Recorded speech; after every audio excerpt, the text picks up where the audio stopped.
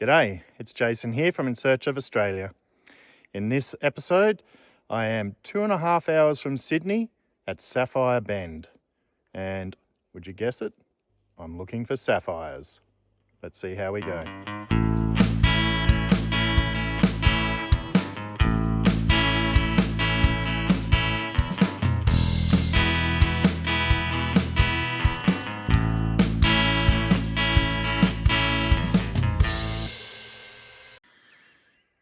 Sapphire Bend is in the middle of the Vulcan State Forest at Black Springs, and it has a public prospecting area. So this public fossicking area is where you don't need a license. However, if you do go on the other side, you do need a fossicking license. Over that side, apparently, were some mines at some point. So as you enter down the road here, this is just past the sign, over here on the left side is actually where I've found there's a better density of sapphires. Over on the right, you still get them. In fact, you almost get them everywhere here as long as you get to the gravel level. But for some reason, this area here, all across there on the left, just seems to have a little bit more. So I'm going to concentrate over there and see how we go.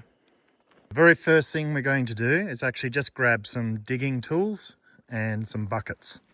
So you'll see here I've got my spade, but I've also got a crowbar and a little sledgehammer and also some earmuffs. The gravel that we're digging to can actually be quite like concrete. So that's the reason I have this.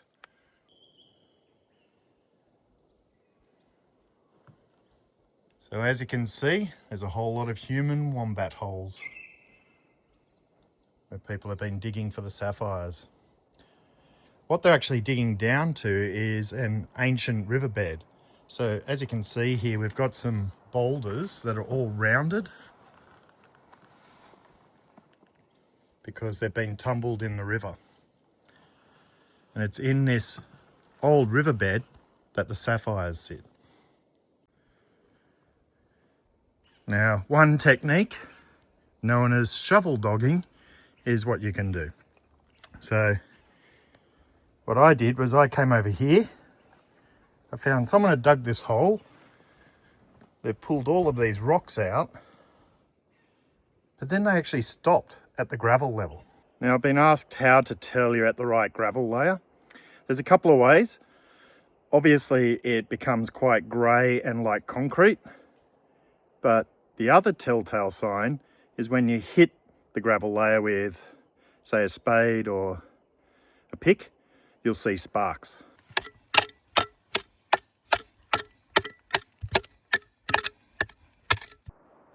To give you an idea of the layer that you're after, you need to dig through the topsoil, this black soil here, and it's at about the metre mark that you get that light grey concrete clay. And this is what we need. So as you can see here, it's very light grey. You will get some of this red clay mixed in with it sometimes. But when I break this up, there'll be river gravel in there. Now I must point out that you do get to a point where all it is clay. So it's good to test and just see if you get any gravel in it, because I'm finding there's a tiny gravel layer here, but after that, not much. So if I get another piece from the bucket, you can already hear rocks and things grinding together in there. And you can see I've got all these little stones and this little bit of quartz. So you do need to have the gravel in that grey layer.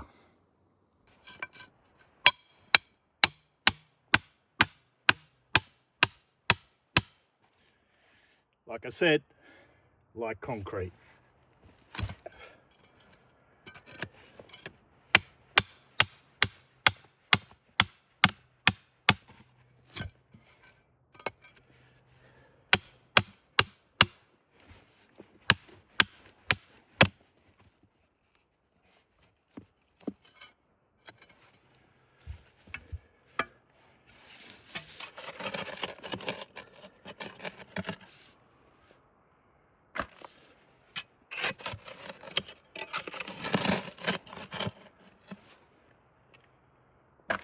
So I've filled 2 buckets of the gravel, and you can sieve here if you find holes filled with enough water and it's deep enough.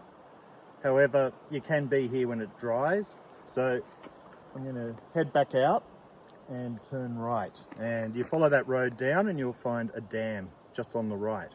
It's not too far down, and we're going to see if I find any sapphire. So here's the dam. What I've got is my gem sieve. I'm only going to use the gold pan once. There is gold here, but it's really not worth getting. I'm just using this as an indicator of what gems are there. So I'll use it once, but then I'm just going to be a bit more efficient by only sieving. The other thing I have is a trowel, just to dig out the buckets, and some gloves, because you really do need to rub the soil and the earth off the rocks or the gravel, and that can get quite sharp and wearing on your hands. So gloves are a must as well. So, smaller sieve underneath, large sieve on top. Go over the pan. It is going to go underwater as it gets heavier. I'm going to bring this closer to the bucket. I don't want to lose anything.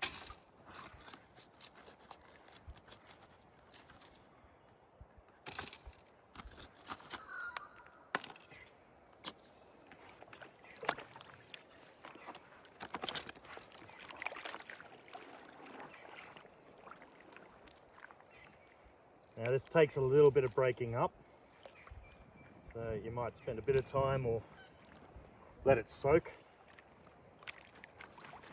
I just use brute force. But yeah, rocks like this really wear your hands.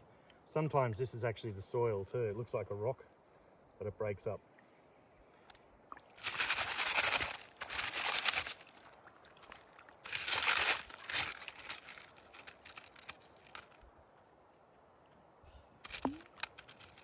Any larger rocks you want to take out of the top sieve, just to make it a little easier. You never know, it could be a big sapphire, but unlikely.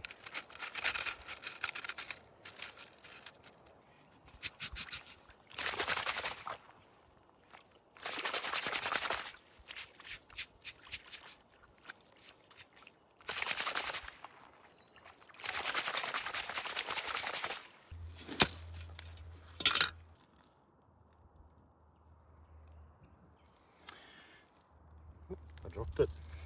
That was the first sapphire. I watched my video back and there's the first sapphire. Looks like it's a little tip, so technically a dog's tooth, but just a really small one.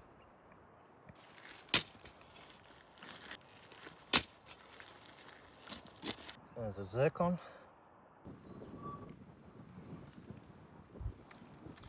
Sapphire.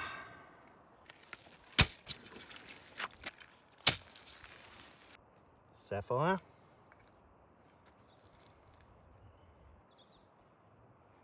Sapphire.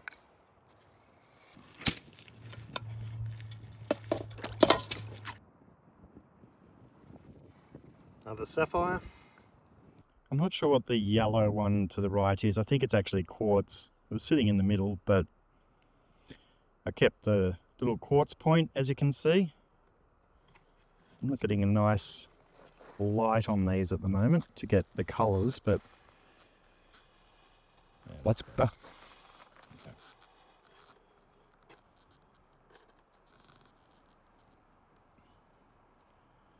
So out of 1.5 buckets, 6 sapphire, 1 zircon, really nice little quartz point there.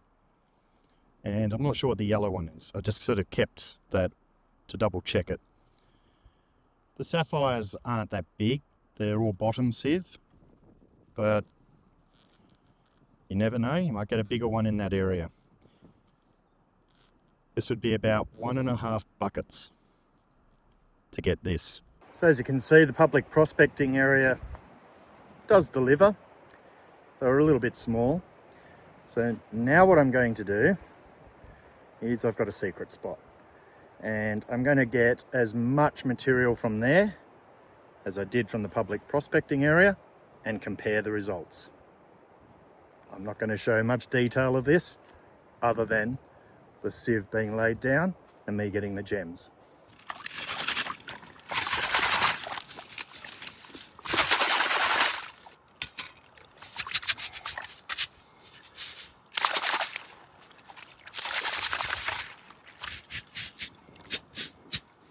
So I got that sapphire, and that zircon, and it was a tiny amount of gravel.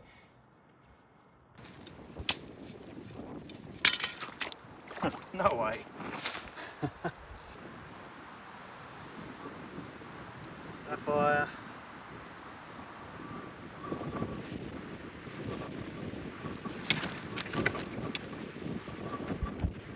Another sapphire. Another sapphire. Zircon.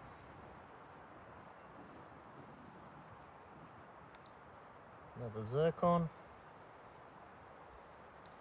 Sure about that one. Oh, it's a sapphire.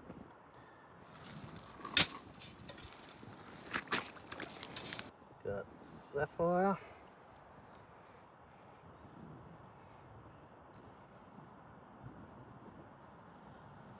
Another sapphire.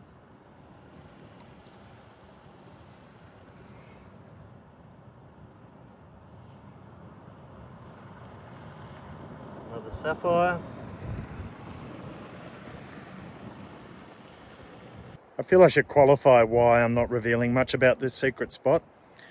When I have revealed, I guess, honeypot areas, they've just been completely wiped clean. So I'm afraid this is just going to have to be a secret, and no clues are going to be given to it other than you see what I get.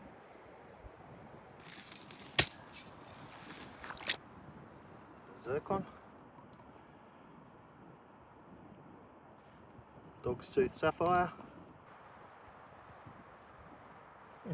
Really sharp little quartz point. I'll put that in.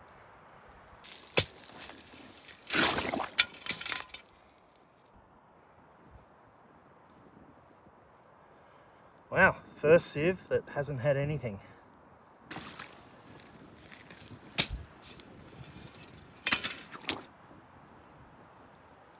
I'm not sure what that is, but it's definitely heavy and in the middle. I'm going to keep that. Yep, sapphire.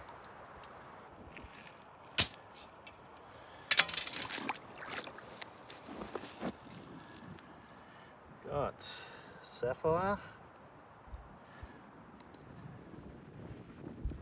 Zircon. Another zircon.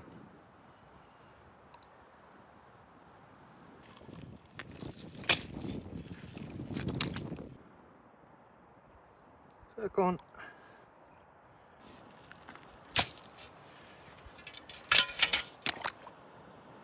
Huge zircon. That was good. Sapphire. Shard of one. I had to find another little container. I didn't realize I was missing one. So this is the one from my secret spot. And as you can see, far more gems. I'd be interested to know what that sort of orangey yellow one is on the right there. So Sapphire Bend delivers, and I suggest you experiment, get a Fossicking license and try other areas in the forest. The key thing is, start thinking where that old riverbed was and maybe where other riverbeds may have been, because everyone's going to the same one. My secret spot isn't along the same riverbed. I hope you enjoyed this, and I'll see you in the next episode.